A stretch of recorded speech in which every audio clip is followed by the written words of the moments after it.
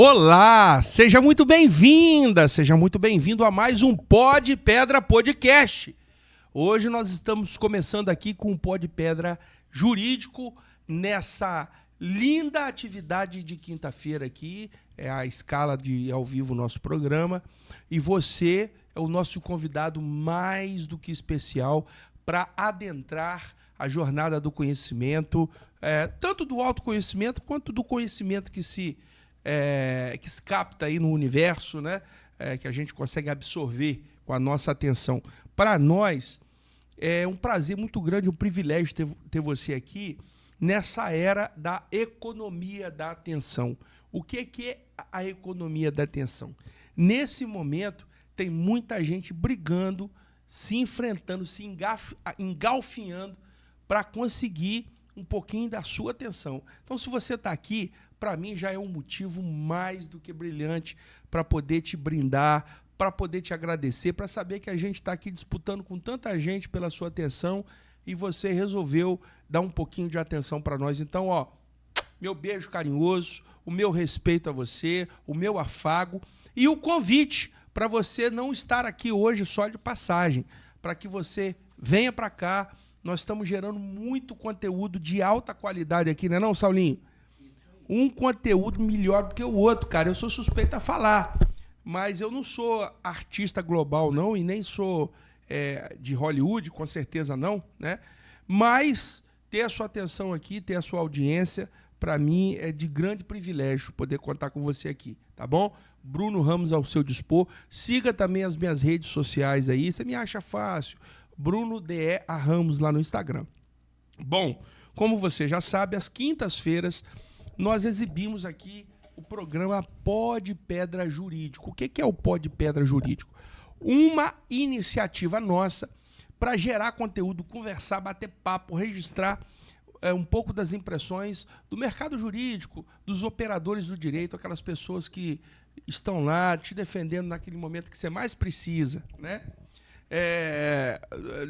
Muita gente diz o seguinte: dor de barriga e um advogado você nunca sabe quando você vai ter ou quando você vai precisar, né? Exato. Então, não venha chorar depois, falar assim, pô, que advogado que eu vou procurar para me defender?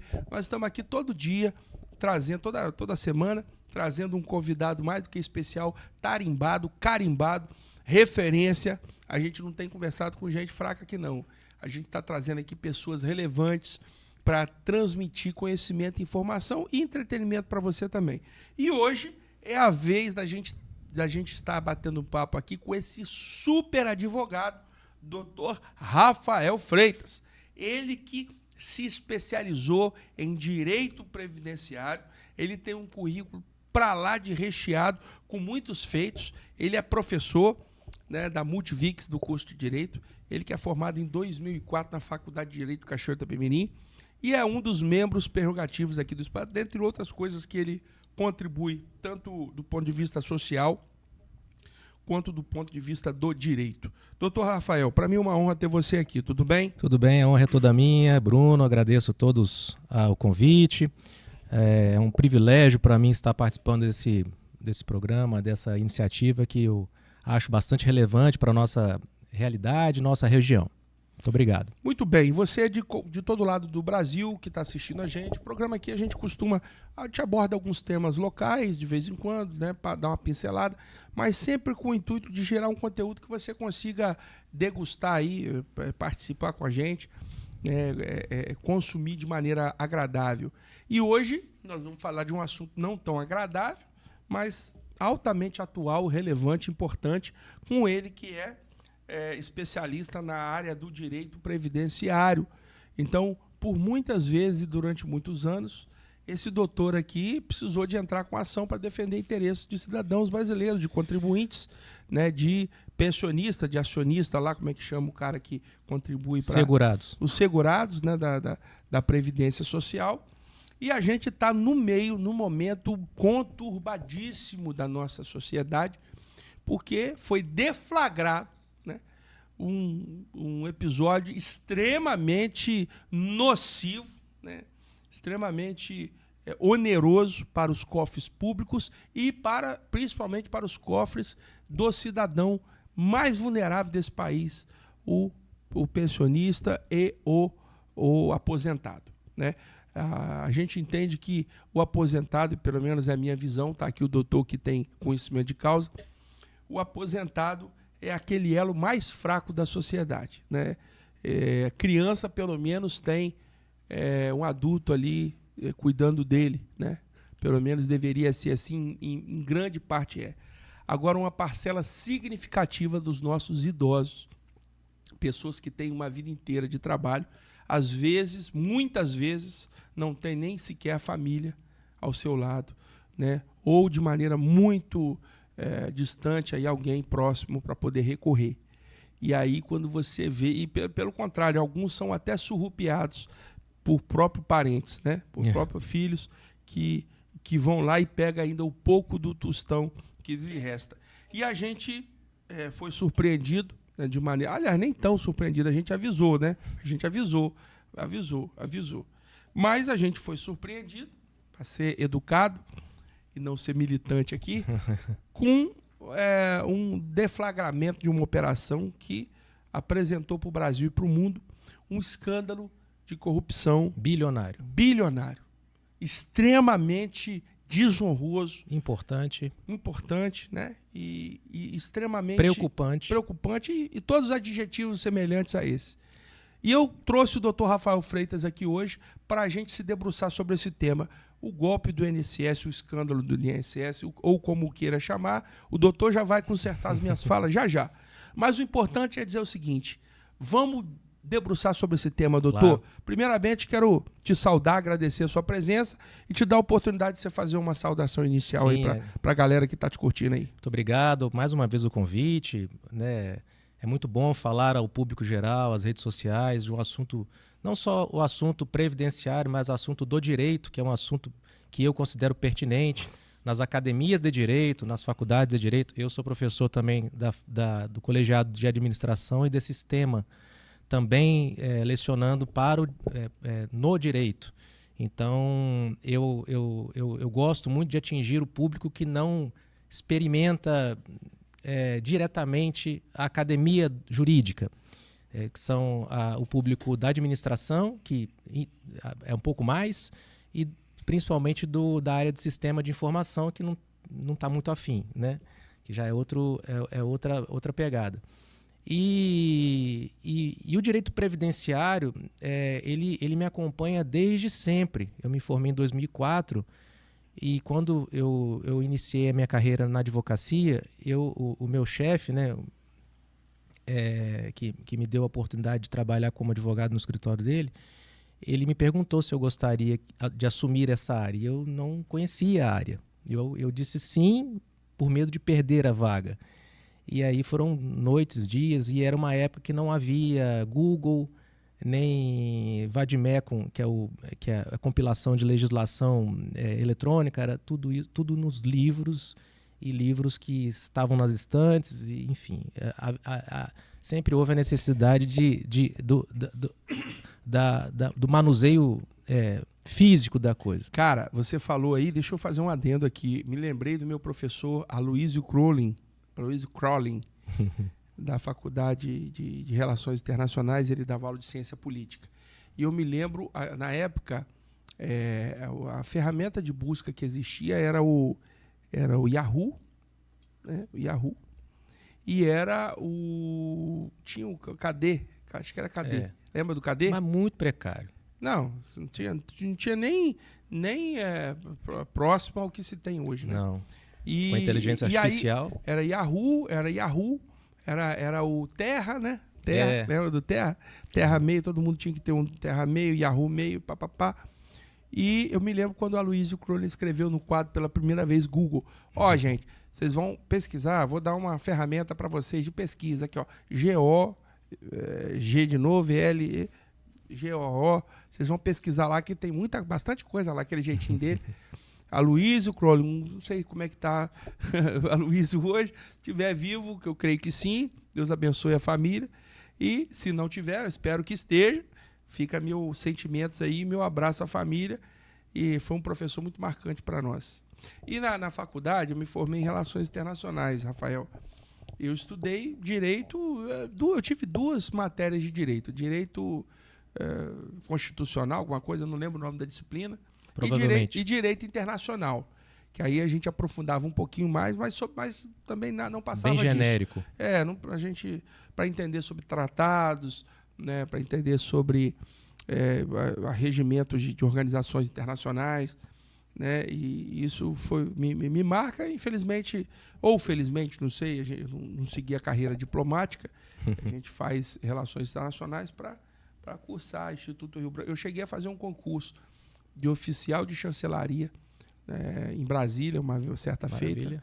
Maravilha. Mas aí fui despreparado. Na verdade, é mais um pedido de mamãe. Mamãe queria que eu fosse concursado. E eu nunca me vi como concursado, mas falei, vou lá. Mas estamos aqui hoje para falar desse problema grave que nos aflige. Gravíssimo. Eu quero que você faça, primeiramente, um desenho de como é a estrutura do INSS, se for possível. Como é que é essa estrutura, né? Que era o INAMPS antigamente, né? Sim. E depois virou INSS. INAMPS, INPS. INPS e agora virou INSS, INSS. Instituto Nacional do Seguro Social. É um direito, e a gente estava falando disso no início, é um direito para os vulneráveis, né? São os vulneráveis. Então, assim, ao contrário de que muita gente pode pensar que só os mais experientes, né, os mais velhos, né, os idosos, são os diretamente beneficiados pelo sistema, nós estamos falando também de pessoas vulneráveis. Como quem? Aqueles incapazes, os menores de idade que têm algum grau de deficiência. Eu estou falando de um benefício específico, que é o benefício BPC e o LOAS, benefícios assistenciais. Então, são benefícios específicos para esse público vulnerável. E a Previdência Social é um organismo, é uma autarquia federal que tem como base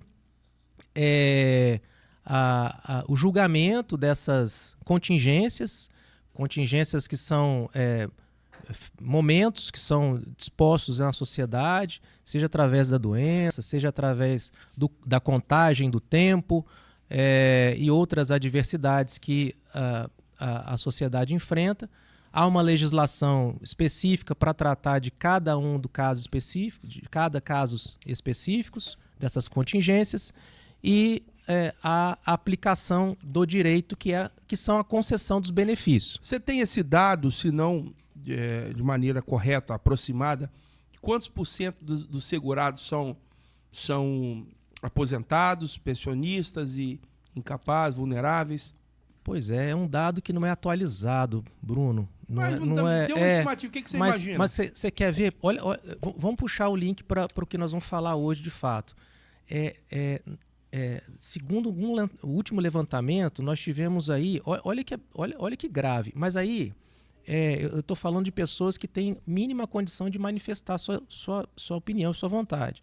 Me parece que quase mais de 90% desse público não sabia ou não autorizou a concessão de vínculo com entidades associativas ou contratação aleatória junto dos seus benefícios.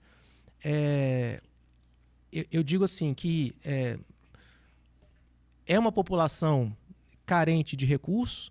Nós tivemos um portal do Meu INSS, que é um portal relativamente recente no sentido assim, né, de incorporar a nossa sociedade. Pessoas não têm ainda, eu enfrento isso no escritório, pessoas que não têm ainda o cadastro sequer para o acesso ao portal, então eu tenho que fazer o reconhecimento facial.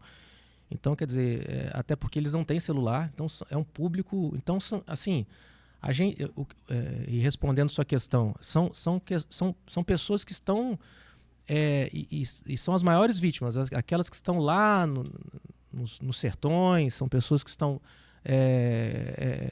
completamente desprovidas de conhecimento. Alijadas de conhecimento de sistema informacional. Zero. Doutor Rafael, mas me apegando à questão da instituição em si, da autarquia federal, aí, como o senhor falou, eu queria que a gente... Porque assim, a gente fica alheio a esse assunto. Isso é uma área do dia a dia do senhor, você lida com isso todo dia. Vamos dar uma palhinha para quem está em casa, e para mim também, que eu não conheço a fundo, Quais são os critérios? Como é que se pensou todo esse cálculo de aposentados no Brasil? Né, de quais são os critérios? É ruim para o uso desse sistema. É muito ruim. Muito ruim. O critério, para começar, nós temos um sistema legislativo ruim. Né? Isso é notório, mas fazer crítica aleatória é muito fácil. A gente precisa de ter uma dimensão mínima da crítica, né? Crítica justa. Fato é que nas últimas décadas, a gente tem aí uma estrutura de reformas legislativas muito ruins. Eu posso citar duas. A reforma previdenciária, que foi em 2019, horrível, e eu vou justificar por que eu estou dizendo assim, e a reforma trabalhista de 2017, que também não alcançou muito o que a gente gostaria que alcançasse. Né? Tanto que nós estamos aqui remando, depois de tanto tempo, alguma coisa para deixar subsidiário a essas lacunas que eram para estar nas reformas. Quer dizer, se reforma para quê? Para melhorar, para ampliar, para aprimorar institutos. Não para quebrar tudo. Né? Então, ao direito previdenciário, em 2019, nós tivemos uma reforma previdenciária que as pessoas que estavam vindo, contribuindo, enfim, ali contando com aquela ocasião de se aposentar, projetando, até quase despreocupadas com o momento de receber a benesse previdenciária, o fenômeno foi assim: espera um pouquinho, calma agora, vamos passar num túnel escuro, depois que a gente passar desse túnel a gente vê o que vai acontecer. E aí a gente fala sobre as regras de transição, como é que nós vamos aproveitar o direito que foi adquirido antes da reforma de 2019. E aí eu estou falando da emenda constitucional 103, que é de 2019, e que instituiu algumas regras muito rígidas e frustrou muito a população brasileira. Então, aqueles que estavam na iminência, ou achando, né, que estava, enfim, perto ou numa condição favorável de se aposentar, ou receber um benefício, qualquer que seja, né? De incapacidade ou por cômputo de idade. Né? Então nós tivemos uma virada de chave, modificação de nome de benefícios. Então hoje a gente tem as aposentadorias programáveis. Ninguém, assim, é um bastidor. Ninguém se aposenta tecnicamente por idade, por tempo de contribuição. Você está se aposentando por uma aposentadoria programável. Então o nome já nos indica que nós precisamos de olhar o que era instituído, analisar a reforma, ver onde que eu estou nesse túnel escuro para depois voltar ativa, voltar à tona, respirar. E agora, qual é a regra mais favorável? Então, nós não fomos felizes na transição, na reforma. Tanto é prova disso que hoje o carro-chefe do meu escritório é o planejamento previdenciário, que é o cálculo para apurar, levantar os melhores cenários para aquela pessoa que enfrentou antes da reforma, pré-reforma, né? Pré-reforma, e agora está querendo se candidatar para um benefício que é mais favorável. E o que o INSS faz? O INSS entrega o pior benefício. Se deixar por conta dele, a pessoa vai lá no portal do meu INSS. Portal do meu INSS. Login e senha. Login é o CPF, a senha é aleatória. Você cria lá. A pessoa vai lá simular aposentadoria. Aí tem uma lista. Tem até uns bonequinhos, né? Acho até razoável. Alegórico. Acho até que humaniza. E tem algumas regras com termos um pouco difíceis para o cidadão comum, o vulnerável. Né? É fácil para mim, mas para o outro talvez não seja. E lá se indica X, vermelho, para não. Então, hoje você não pode. E o verde, sim.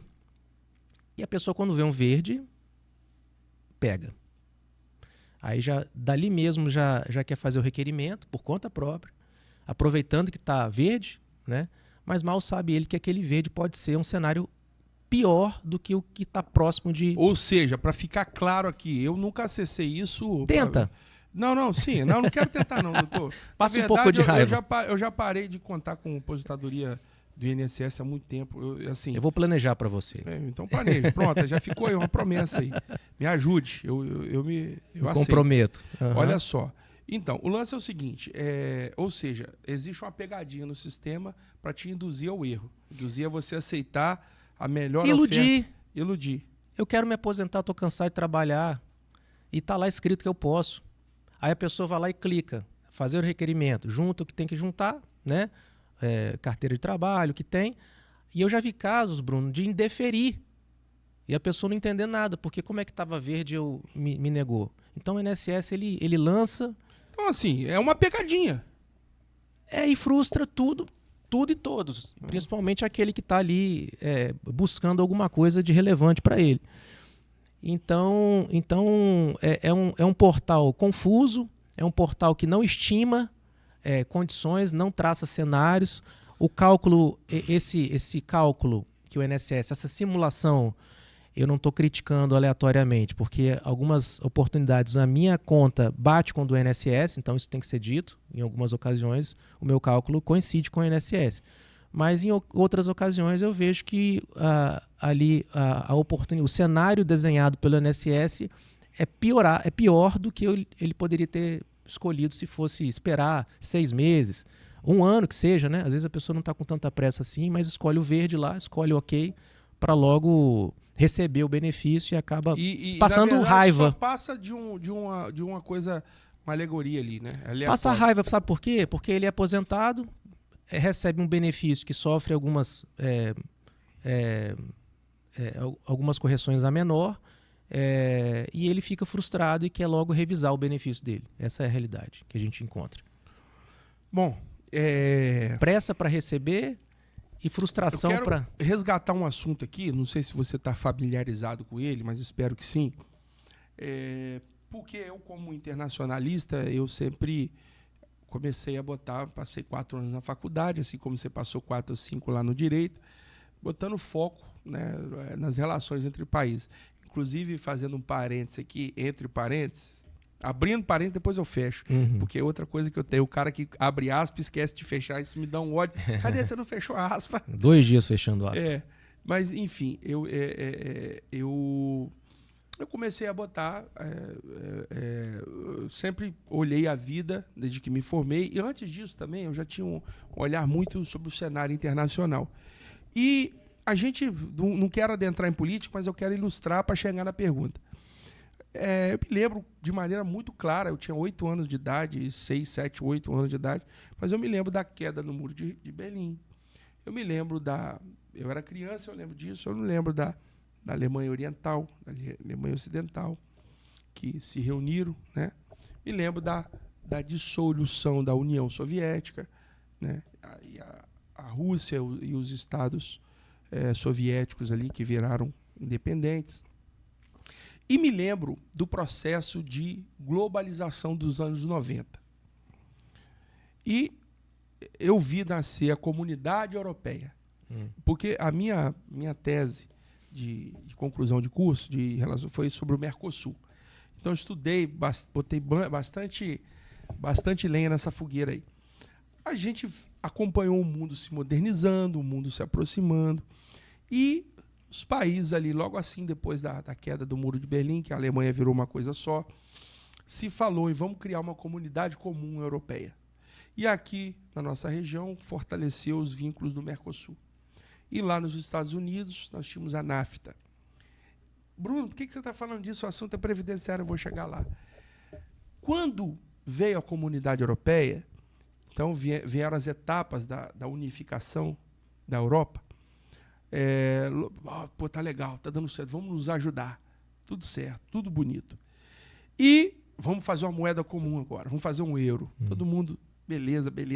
Todo mundo se unindo, se aglomerando, se aglutinando, se permitindo. E o cidadão europeu pode viajar a todos os países da Europa livremente. Aqui é a Comunidade Europeia, depois a União Europeia. E aí, em 2009, veio a primeira crise. Estava tudo muito bonito. E qual foi a crise? Posso estar enganado, tá? Posso estar esquecendo de algum lapso histórico aqui, mas o que eu me lembro perfeitamente foi que a primeira crise daquela União Europeia foi a crise previdenciária da Grécia, se não me engano, entre 2008 e 2009. Inclusive tem um filme, estava no Netflix, sobre esses acontecimentos. Ou seja, estava tudo muito bom na União Europeia enquanto estava todo mundo bem. Quando veio a primeira crise, que foi a da Grécia, veio justamente por causa da Previdência. O sistema previdenciário da Grécia quebrou, inflou lá, não tinha condição de pagar, e aí a Grécia foi recorrer à União Europeia. O pessoal falou, peraí, isso é um problema interno seu, não tem nada com isso, e tal, e gerou um grande drama. Eu não me lembro agora como é que ficou o desfecho. A Grécia, de alguma forma, resolveu, mas me lembro fatalmente de que a Grécia demorou demais a fazer reforma tributária e a Previdência não suportou, e depois você vai buscar os dados históricos, dá uma gulgada aí que você acha o fim dessa história. Mas eu estou evocando isso para dizer o seguinte: hoje, pagar os segurados é algo extremamente custoso para as contas do país. Talvez não seja mais custoso do que o custo da nossa entidade pública, né? Dos servidores públicos ali, sem demérito a ninguém. Sim. Mas o custo Brasil, o famoso custo Brasil, ele é puxado. Qual a relevância que você vê? Eu desenhei isso tudo para te dizer aqui. Qual a relevância que você vê do sistema previdenciário brasileiro para a gente entrar no problema do golpe? Então, o sistema pro Brasil. O sistema ele é universal e coletivo. Então, eu estou contribuindo para que você seja beneficiado. E as pessoas demoraram, ou às vezes não sabem dessa conta, né? Ou seja, eu pago minha previdência, eu não sei se você paga, espero que sim, porque é um mal necessário, já te adianto, para que meu pai aposentado receba. Para que seu pai, sua mãe, seu tio esteja recebendo. Um dia seremos nós, né? A esperança então, é um sistema integrado. E aí, as pessoas elas não têm o brasileiro não tem a mentalidade de se precaver. Acho que em todos os sentidos eles não têm uma educação financeira mínima, né, desde sempre. Eles querem trabalhar muito, ganhar o dinheiro fruto do trabalho, mas não tem uma realidade de pensamento futuro. E em relação ao INSS, as pessoas, e eu já entrevistei muitas pessoas nesse sentido no meu escritório, há alguns anos atrás elas achavam, e eu diria até alunos da faculdade achavam, que existia uma conta lá na Previdência com o seu nome, de tudo que você está pagando, para que um dia você lindamente for lá e sacar esse dinheiro. E é uma falácia, isso não vai acontecer, né? Tem a previdência privada, né? É outro produto. Que é altamente recomendável, né? Perto do que quem não tem nada, eu acho que seria o primeiro ponto, seria um ponto adicional, seria a previdência privada. Recomendo bastante. Para quem quer embranhar em alguma coisa, não tem nada. E então, assim, esse sistema de consórcio, né, acaba confundindo o público geral. Então, aí confunde em que sentido? Nas carências para conseguir o benefício, nos métodos de contribuição, acha que não precisa contribuir até chegar uma doença ou a idade. Mas, doutor, de certa forma o sistema ele não é compulsório, porque na verdade você recolhe lá quando o empregador recolhe esse trem. Mas o avulso, ou autônomo, né, ele pode facultativamente, né, estou falando de forma assim bem atécnica, né, só para todos entenderem com mais facilidade. Então, assim, a gente tem a opção de não pagar a previdência, né, e a opção de padecer, né, e torcer para ter uma regra e talvez, no máximo, ser beneficiado por um benefício assistencial, o BPC da vida, LOAS, né, se ficar doente, né, nesse sentido. E aí as pessoas investem compulsoriamente através do vínculo de emprego ou de forma espontânea, né, com o que pode, o que acha que deve, né, às vezes as pessoas pagam até em cima do teto para poder engordar um pouquinho, enfim. E aí num belo dia eu E eu atuo nessa área há 20 anos. E eu tenho percebido, Bruno, quando a gente vai... E nem sempre teve o meu INSS, né? Eu já enfrentei muita fila e peguei muita senha para ir à agência da Previdência aqui em Cachoeiro. Muitas. Perdi as... Já debati muito com o servidor. Então, eu tenho muita história para contar, mas aí, enfim, é outra oportunidade. Não, pode contar pelo menos uma aí, ó. Eu quero que você conte. Não, eu já fui para contar histórias. Eu tenho experiências assim boas, né, de situações exitosas, de recursos que eu fiz à mão enquanto os servidores ficavam à minha volta, forçando a barra para poder entregar logo, né? Eu já fiz recursos. Tipo a prova atrasada que você cobra todo mundo meu assim, irmão, vai bater o sinal. A prova, o recurso é 30 dias. Não, mas eu vou recorrer agora. Aí eu psicografei, peguei um monte de papel e fiz à mão. O cliente quase desmaiou, fiquei pressionado. E eu tinha pressa, porque era uma matéria de direito que eu ia arguir na justiça no momento posterior. Desde situações dessa, de êxito, de concessões muito emocionadas, né? Pessoas muito simples, que dependiam muito da minha atuação, há momentos que fui não tão gentilmente a me retirar do INSS. Foi expulso de lá. Algumas vezes. Mas isso... Então, quando você aparece, né, quando dá o reflexo seu no vidrinho lá, a pessoa já fecha a persiana. Que não deve ter, porque ali, não sei se você conhece o prédio da Previdência, tá igual o Walking Dead. É um lixo, né? Aquilo lá. Enfim. Por que fizeram isso, cara? Acabaram com esse troço. É a informatização. Então, eles fazem questão no portal, não apareça aqui, só falta escrever assim. Não aparece aqui, faz tudo pro portal. Né? Não vem cá não, hein? Isso você pode fazer pelo portal. E a pessoa não tem nem celular para fazer em portal. Tem que ir lá, levar o papelzinho dela, o xerox que ela fez na Lan House, e às vezes tem que passar por alguns... Que decadência, né, bicho? É um prédio decadente, né? O sistema... Não, e aquele prédio era novo, eu era criança quando inauguraram aquele prédio. Eu lembro.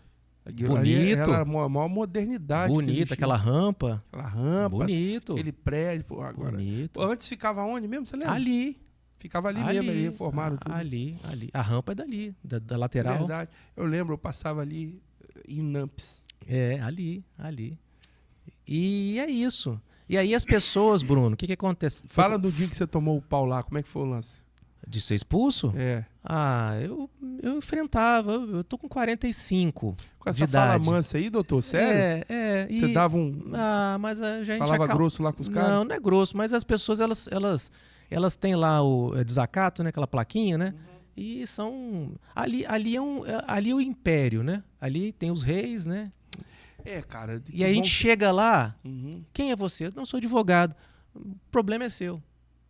Você vai pegar senha.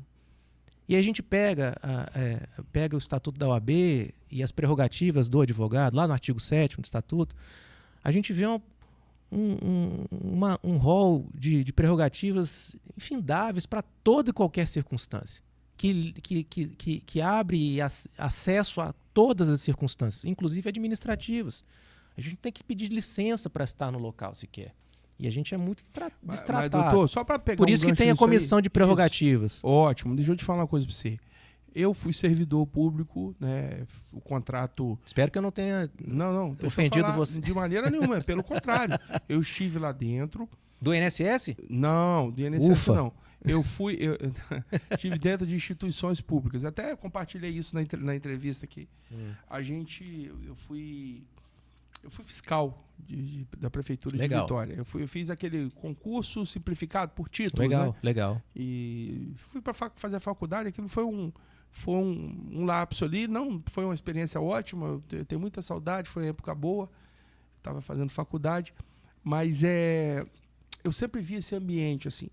Quer dizer, o funcionário público, institucional. Com todo respeito aos meus amigos...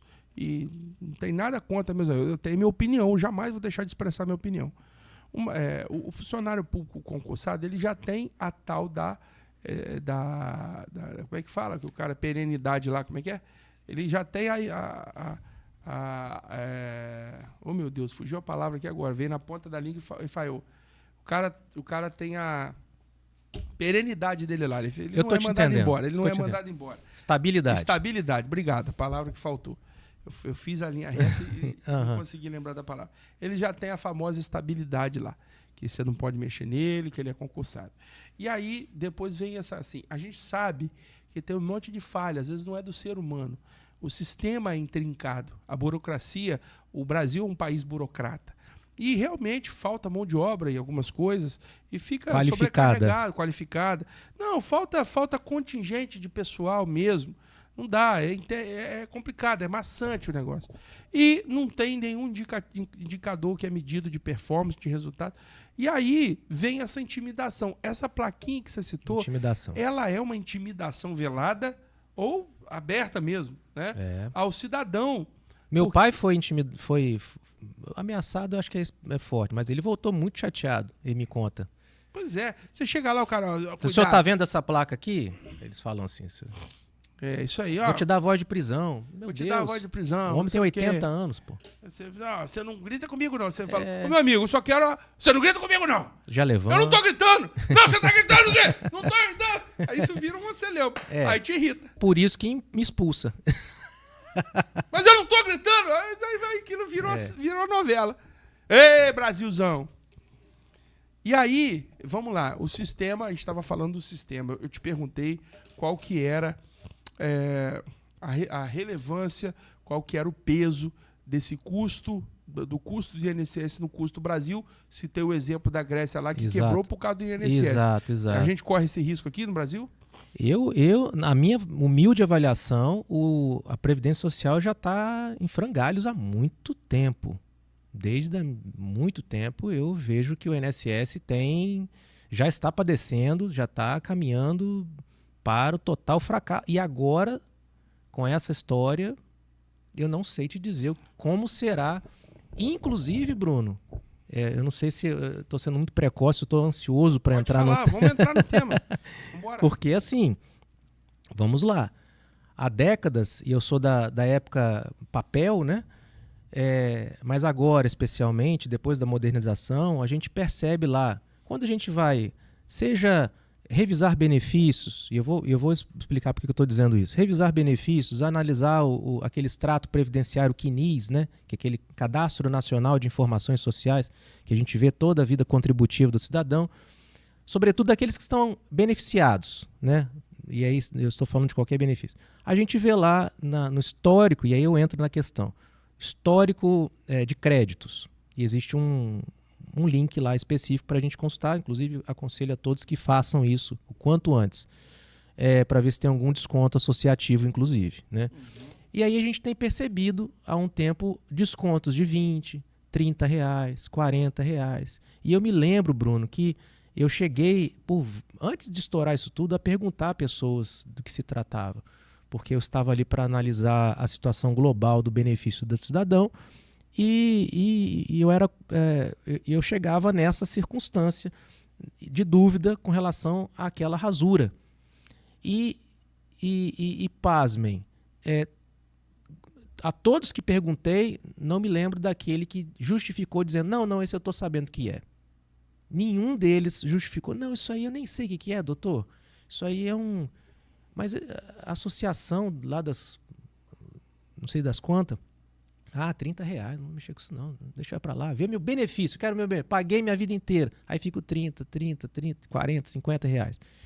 Enfim, são as associações que são vinculadas, e nesse R$30 meu, seu, né, de milhares de pessoas, chega-se a um montante de bilhões de reais durante esses últimos anos, porque não foi de agora, né? A gente vem numa crescente 2023, 2024, e aí hoje nós temos as judicializações, temos as demandas judiciais. Mas eu queria que a gente voltasse um pouquinho, doutor, não sei se ficou claro para mim ou para o público aqui, como se originou essa fraude? Dá para a gente pincelar sobre isso? A fraude se originou no desvio de dinheiro. Sim, estou sabendo, mas eu quero dizer o seguinte, vamos lá. Me corrija se eu estiver errado, eu vou falar para ilustrar, porque eu quero que o senhor conduza essa fala, porque não é minha expertise. Mas é o seguinte, se criou uma história seguinte, o dinheiro do aposentado é um dinheiro muito visado. Então, quando veio a abertura econômica aí das instituições, vieram as fintechs, vieram as agências de crédito, Sim. vieram... qual que é a leitura que esse pessoal fez do mercado? Sim. Que eu acho predatório.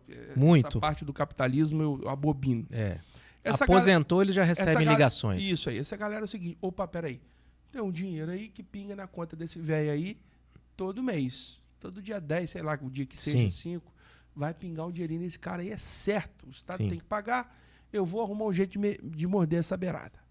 Eu estou construindo um raciocínio. Isso, tô entendendo. E aí, essa galera vai e fala assim, porra, como é que a gente arranca o dinheiro desse velho aí? Vamos emprestar um consignado para ele. E aí, a função do Estado deveria ser proteger o cidadão. Mas o pessoal foi e fincou a faca no bucho. Hã? Mas ele quer. Quem quer? O cidadão quer. Mas ele não quer. Aí que tá o negócio. Não, eu tô falando assim... Ele quer o empréstimo? Não, eu tô assim, numa vertente de ok, entre aspas, existe um público que contrai o empréstimo. Não, mas até aí...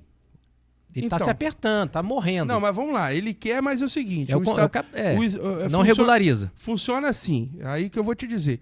Existe um negócio que a gente chama na internet aqui, doutor, que é um conhecimento geral aplicado em outras disciplinas também.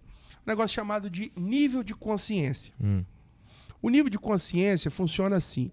Você come doce toda a sua vida e você come doce. Um belo dia você passa mal, você vai no médico, o médico vai lá e faz o exame e detecta que você está com diabetes. Ele fala, bicho, você está com diabetes, você não pode comer mais doce.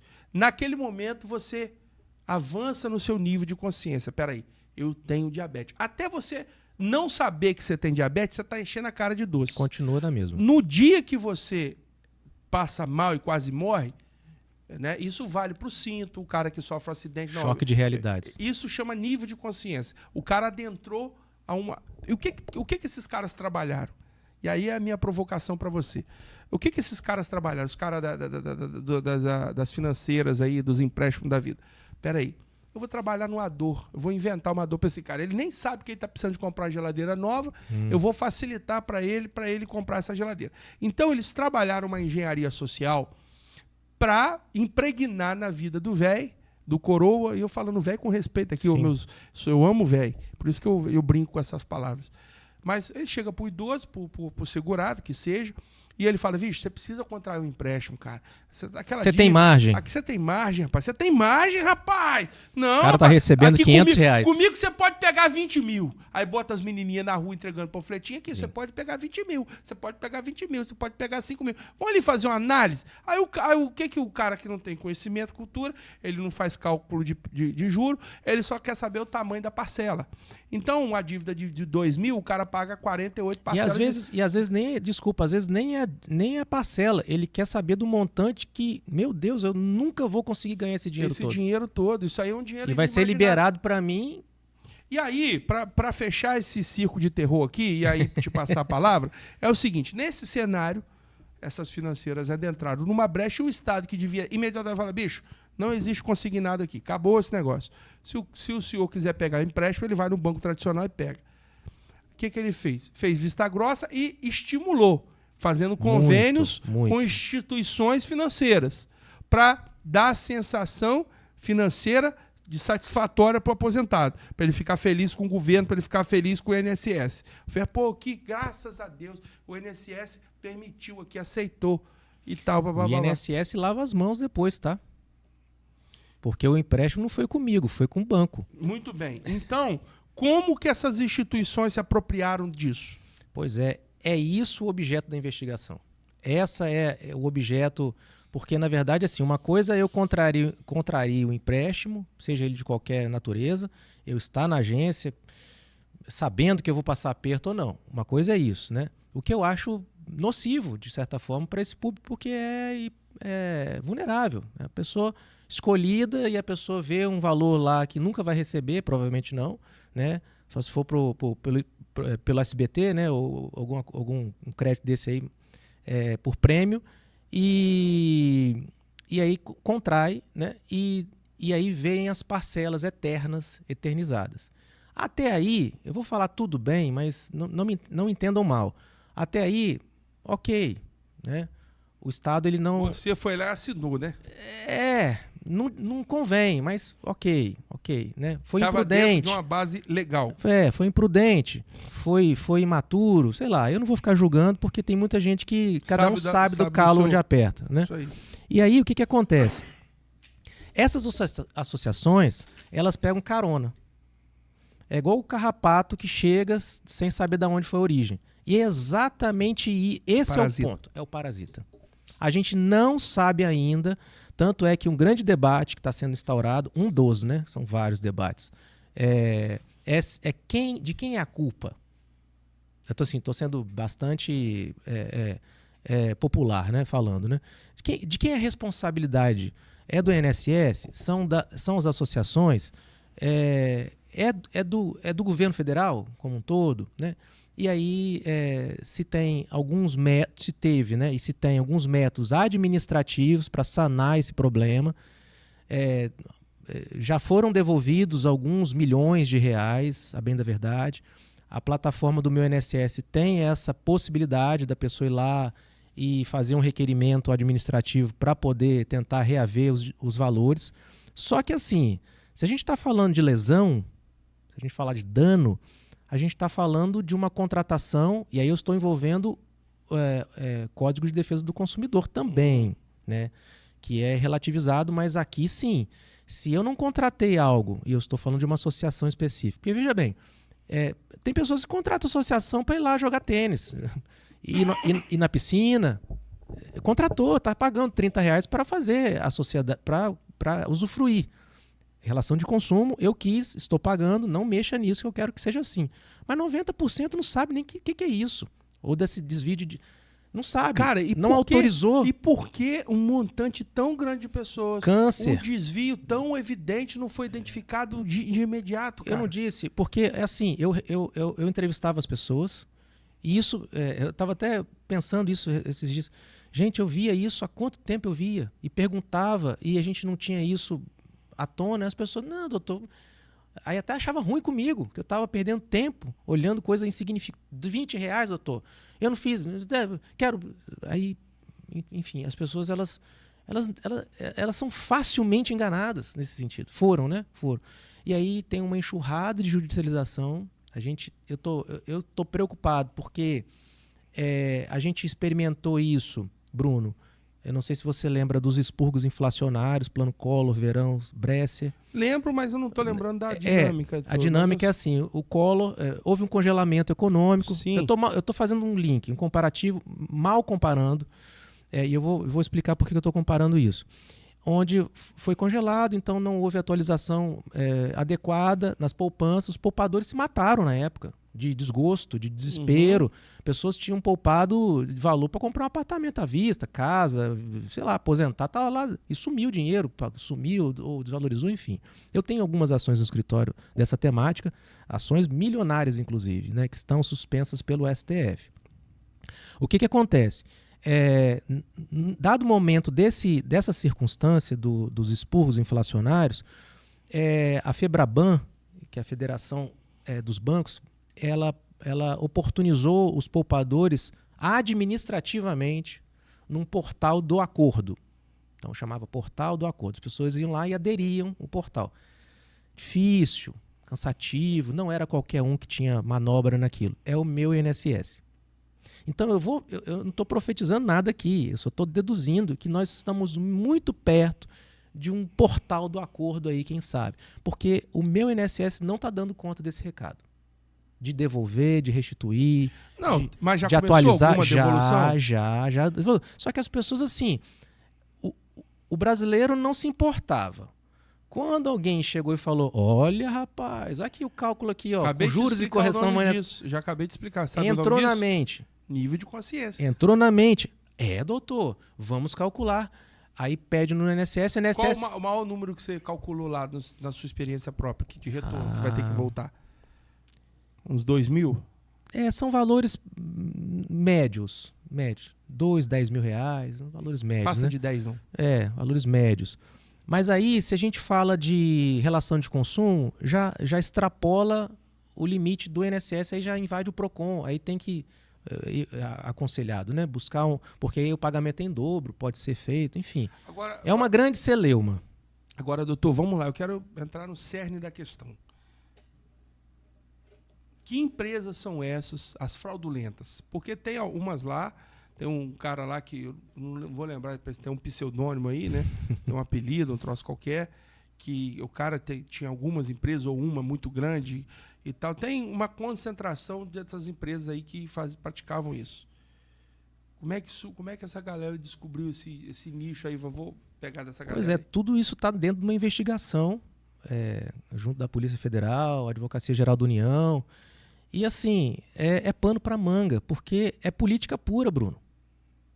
Nós não estamos falando só de dinheiro, nós não estamos falando só de restituição, nós estamos falando de cargos, salários, e você percebe ocupação política. Que a mídia tradicional está abafando esse caso? Mas é lógico. Escândalo do INSS. Aí a Virgínia vai na CPI. Falar das bet. Aí bota a boca aqui, microfone lá, aí a cortina de fumaça. Ontem falou que tá indiciando o Bolsonaro por causa da luta do golpe. Eu tô falando, cortina de fumaça. Todas as vezes. Um golpe que nunca existiu. Como é que se divertiu beleza. A Virgínia foi, que bom, que bonito, beleza. E os aposentados? Agora ela separou do menino lá. Aí fica uma semana falando da separação da Virgínia. Não, espera um pouquinho. Os velhos, né, parafraseando, podem esperar. É licença poética, pô. Poética. Então, assim, eles são experientes nessa área, Bruno. Você sabe disso. É muito lamentável, né, bicho? Eles são experts nessa área. Pra onde foi cortinas de fumaça. Não, depois a gente vê isso aí. Vamos ver. Eleição ano que vem. Agora, eles queriam, teve até uma paralisação no Congresso lá e tal. Isso vai abrir uma CPI. Agora é CPMI, na verdade, que é o misto, né? Isso. Das duas casas. Foi inaugurada anteontem, né? Tá indo no programa hoje. Anteontem. O que você acha que vai dar disso aí? Pizza? Eles estão falando em botar a Tabata Amaral para ser a relatora. Não, eu não quero aqui fulanizar o negócio. Mas olha só. Eu estou falando da coisa lá na ponta. Vamos falar da judicialização, né? Tá, eu não consegui administrativamente, eu quero meu dinheiro de volta, eu preciso. Eu descobri que eu mereço. Eu não me preocupei até aqui, mas agora eu quero, né? Entrei lá no portal do meu INSS, não recebi administrativamente, ou me propuseram um valor a menor do que eu estimei, o meu advogado estimou. Vou judicializar. Aí o governo federal diz assim, tá tendo muitas ações, vamos suspender essas ações para poder deixar a cargo do STF. Então, é bem provável que nos próximos capítulos tenhamos aí uma suspensão desses processos. Algumas situações a gente consegue prosseguir fazendo cumprindo com as determinações judiciais, as liminares e tudo mais. E, na medida do possível, que for possível para o governo federal, através da Advocacia Geral da União, vão acontecer aí manobras que eu considero até pertinentes, juridicamente falando, de suspender, de arrefecer a empreitada de novas ações. Cara, qual o montante desviado até agora, que foi levantado aí, que foi pelo menos midiatizado? 90 bilhões? Que era 6, aí depois falou que a conta chegou para 90 bilhões. Mas assim, a gente não está falando de dinheiro, Bruno, a gente está falando de situações de pessoas que estão ali. Caramba, é o fim, né, de toda a confiança. Porque... É a trama, né, velho? É a trama. Porque, olha só... O sistema tá podre. E outra... Você tem essa sensação eu tô frustrado. Eu tô muito frustrado. Eu não tô frustrado com o judiciário, não tô frustrado, assim, aleatoriamente, mas eu tô frustrado porque, assim, a população, ela é tão aconselhada de contribuir com a Previdência, de confiar na autarquia como provedora das suas contingências ao final da vida ou quando adoecer e tal. Aí vem esse escândalo e caramba, e o pobre continua pobre, mais pobre ainda. Então, e levanta-se uma bandeira de populista para de repente acalorar. O país está dividido. É um debate muito preocupante e que eu sei que vai dar em pouca coisa. Eu não tenho muita... Assim, eu confio no judiciário, senão não estaria na posição que eu ocupo. as manobras do governo federal nos processos judiciais são manobras tecnicamente ok, porque eles estão entendendo que essas judicializações são demandas predatórias, estão assim avaliando serem, né? Porque em massa, né? Enfim, é tese. Então a gente aplica, né? E sustenta. Se eu concordo ou não, eu vou te falar, estou advogando para quem, né? Então eles estão nessa tese predatória, advocacia predatória, né? De, você não queria, mas agora você quer, então você quer ganhar em cima, né? E estão pedindo a suspensão desses feitos. Porque o pessoal está pedindo indenização ainda, além do valor retroativo? Claro. Pô, mas aí também esse povo é muito... Claro, tem pedidos. Se tiver relação de consumo, tem pagamento em dobro pelo CDC, Código de Defesa do Consumidor, enfim. Eu cheguei numa padaria esses dias aí, não vou citar, num estabelecimento, não é nem aqui não, isso é em algum lugar aí. Tudo bem. Tá? Isso é em algum lugar distante. Aí tinha dado o valor do meu produto lá, R$116, apareceu, eu estava olhando para a tela. Tudo bem. E de repente, R$138, alguma coisa assim, não me lembro agora, 28. Inflacionou. 138. Aí eu falei, deixa eu ver isso aí. 128 ou 138. Chamou o VAR? Eu falei, deixa eu ver isso aí. Que valor é esse aqui? Não, esse aqui é do garçom. Eu vou reproduzir. Foi exatamente assim. Esse aqui é o valor do serviço do garçom. Aí eu falei assim, eu não concordo com essa taxa não. Tá bom. Assim, eu terminando a frase, eu não Voltou concordo. atrás. Tá bom. Tinha uma malícia ali. Porque assim, eu pedi para levar. Mas é sobre isso. Pedi para levar. É sobre isso. E o que você está falando tem muita implicação no que nós estamos falando. Exato, mas por isso que eu estou acentuando isso. O que são R$10, R$30 para você e para mim, ou até mesmo para o aposentado? Só quando você toma porrada na vida que você aprende a dar valor a cada centavo. Aí você aprende. Que enquanto tá comprando boi, vaca, tá indo no bailão, fazendo... Aí você tá bom, né? Eu brinco com a galera, com os idosos, eu chego lá, eu sou falante assim mesmo, por isso que eu tô apresentando o podcast. Que bom, não, você tá de parabéns. Aí eu chego, obrigado, valeu. Aí eu chego na fila do caixa, já tem tempo que eu não vou em banco, mas aí eu ia na fila do caixa lá, aí aquele monte de coroa lá, com senha preferencial, né? Aí eu tô lá, aí eu chego no meio dos velhos e tudo e falo, rapaz, seu negócio é o seguinte, cara, olha sério pra ele assim, uma voz altiva, fala, rapaz, você só é velho aqui dentro da agência. Dentro da agência, né? Porque lá fora você tá no Veneco Negro, aí a galera poca de rir, porque lá fora você vai no bailão, na hora do bailão você não é velho não, né, bicho? Aí, perícia do INSS. Na hora da perícia você tá bonzinho, agora aqui você é velho. Que história é essa? Aí a galera poca de rir, eu brinco com a galera. Mas é um assunto assim. Bom, você está me dizendo aqui... É uma via de mão dupla, sabe por quê? Porque a gente, por um lado, a gente tem as oportunidades de contrair esses empréstimos que eu já expressei minha opinião. Você toma café, doutor? Tomo café. Posso pegar um cafezinho para nós? Café campeão para nós? Pode. Você pega para nós aí, Saulinho? Dá para ser? Diga lá. E uma via de mão dupla.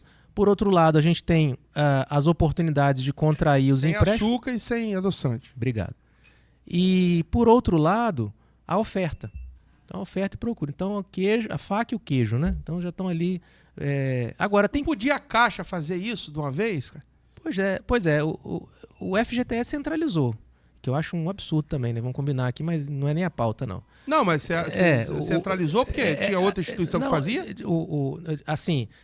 vamos pagar, vamos cuidar do FGTS. Aí eram distribuídos por bancos, né? Aí a Caixa padroniza há muitos anos. Tá. E a gente não tem essa centralização. Então, ontem mesmo atendi um cliente lá com cartãozinho da Crevisa. Não sei nem se eu posso falar isso. Pode. Agora já falei. Problema não. Eu não sei nem o que é Crevisa, o que é Crevisa. Financeira, sei lá, assim como outras que eu não vou citar o nome. Você falou errado, não é Crevisa, não, o nome é outro. É outro. Então, que bom que eu falei então assim. Você falou o nome fictício. Pronto, é parecido com esse, realmente. Enfim, chegou lá perguntando se lá daquele cartão que ele conseguiria. Eu falei, não, esse é um inconsignado que o senhor fez. E às vezes assim, os vendedores estão querendo empurrar, não tem um comprometimento ali sério, né, de toda a cadeia, sabe? Infelizmente. Mas, doutor, vamos lá, sem churumelas. Você se debruça sobre esse tema ou você advoga para outras áreas também? Sim, eu tenho graduação, eu sou pós-graduado em Direito Previdenciário, Direito Civil, Processo Civil e Direito do Trabalho. Então você tem outras frentes. Sim, Inclusive, sim. Trabalho, você costuma defender o funcionário? O direito do trabalho lá no escritório, então, assim, eu estou delegando os dois. Os dois. Eu advogo essa proeza? Eu advogo mais para empresas hoje. Ah, bom. Hoje é mais errado aí.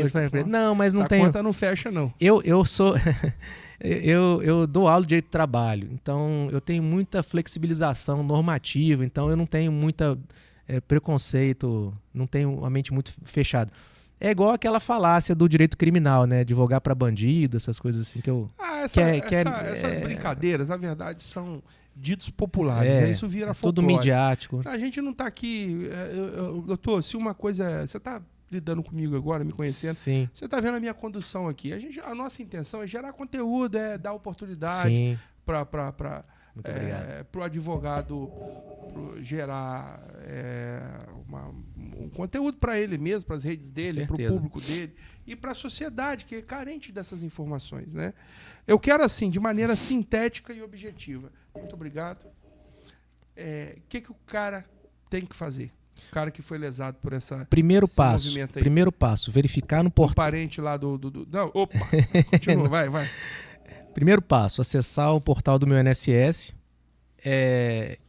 Eu estou falando dos beneficiários. Eles vão lá na aba histórico de crédito, benefício, vai lá na sua aposentadoria, verifica lá os extratos dos pagamentos e vê se tem alguma coisa que você não lembra, ou pelo menos que você não quis, né? Se não, toca a tua vida, né? Agora, vai para frente, não te pertence. E veja que grande parte da população, o meu pai, por exemplo, que eu cito o exemplo, que é aposentado, o Rafael, não tem nada no meu histórico lá, não, estou zerado, não fiz consignado, tá limpinho, aposentadoria limpa. Que bom, pai, você dá uma parte importante também.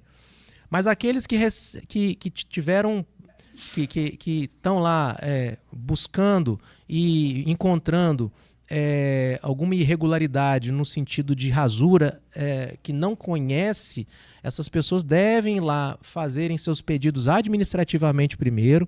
O INSS tem mecanismo, né? Pelo menos assim é estruturado. A gente espera que a gente acredita piamente nisso, né?